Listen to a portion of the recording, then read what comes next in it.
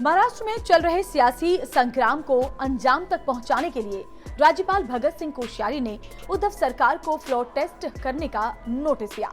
Governor ने उद्धव सरकार को 30 जून शाम 5 बजे तक बहुमत साबित करने का आदेश दिया। फ्लोर टेस्ट के लिए बाकायदा विधानसभा का विशेष सत्र भी बुला लिया गया।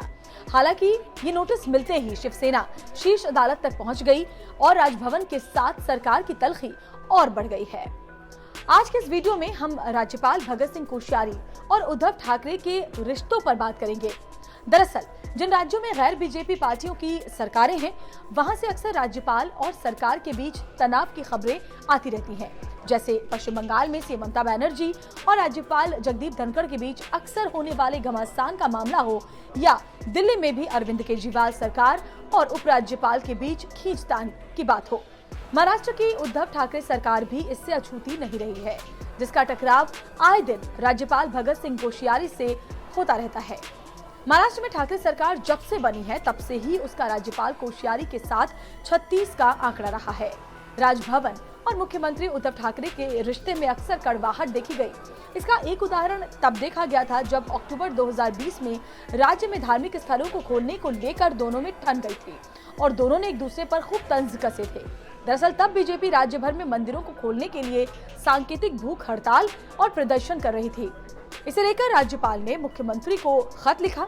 खत में राज्यपाल ने मुख्यमंत्री उद्धव ठाकरे पर सवाल उठाते हुए पूछा कि क्या आप अचानक से सेक्युलर हो गए।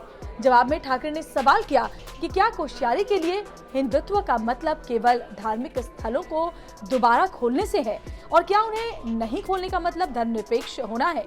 उद्धव ठाकरे ने कहा कि ये पत्र मेरे हिंदुत्व का उल्लेख करना इसमें गलत है। हिंदुत्व के लिए मुझे आपके सर्टिफिकेट की जरूरत नहीं है। ठाकरे ने कहा, क्या धर्मनिरपेक्षता संविधान का अहम हिस्सा नहीं है जिसके नाम पर आपने राज्यपाल बनते समय शपथ ग्रहण की थी। भगत सिंह कोश्यारी और उद्धव ठाकरे के बीच के रिश्ते में तलखी का दूसरा बड़ा उदाहरण फरवरी 2021 में सामने आया। राज्यपाल भगत सिंह कोश्यारी को उत्तराखंड के मसूरी में एक कार्यक्रम में शामिल होना था। इसके लिए राज्यपाल मुंबई एयरपोर्ट पर सरकारी प्लेन का इस्तेमाल करने के लिए पहुंचे थे, लेकिन पता चला कि महाराष्ट्र सरकार की तरफ से राज्यपाल को सरकारी प्लेन के इस्तेमाल की इजाजत ही नहीं दी गई। राज्यपाल ने इस बारे में सामान्य प्रशासन विभाग से संपर्क करने की कोशिश भी की, लेकिन राज्यपाल को आधे घंटे तक कोई जवाब नहीं मिला। इसके बाद राज्यपाल भगत सिंह कोश्यारी एक निजी फ्लाइट से मसूरी पहुंचे। इसे लेकर बीजेपी ने उद्धव सरकार पर हमला बोला और इसे बदले की कार्रवाई बताया था। तो शिवसेना सांसद प्रियंका चतुर्वेदी ने जवाब दिया कि राज्यपाल साहब को किसी ने उड़ान भरने से नहीं रोका, वो निजी कार्यक्रम में जा रहे थे, इसीलिए सरकारी विमान की इजाजत भला कैसे दी जा सकती थी। इसी तरह अगस्त 2021 में भी कोश्यारी के महाराष्ट्र के कुछ जिलों में दौरे को लेकर भी विवाद पैदा हो गया था। ठाकरे सरकार को राज्यपाल के दौरे पर आपत्ति थी। दरअसल राजभवन और ठाकरे सरकार के बीच तनाव की मुख्य वजह नवंबर 2019 की उस सुबह को माना जाता है जब राज्यपाल ने अचानक राष्ट्रपति शासन को हटाकर देवेंद्र फडणवीस को सीएम और अजित पवार को उप मुख्यमंत्री पद की शपथ दिलाई थी, जिसे उद्धव सरकार अब तक नहीं भूली। शिवसेना सांसद संजय राउत सामना में आए दिन कोश्यारी के खिलाफ हमला बोलते रहते हैं।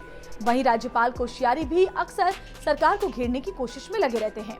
अगस्त में महाराष्ट्र विधिमंडल का 2 दिवसीय मानसून सत्र शुरू होने से पहले कोश्यारी ने मुख्यमंत्री ठाकरे को एक पत्र लिखकर बकायदा सत्र को और लंबा रखने की सलाह दी और साथ ही ये भी कहा कि विधानसभा स्पीकर पद जो कि बीते 2 सत्रों से खाली पड़ा है, उसके चुनाव कराए जाएं।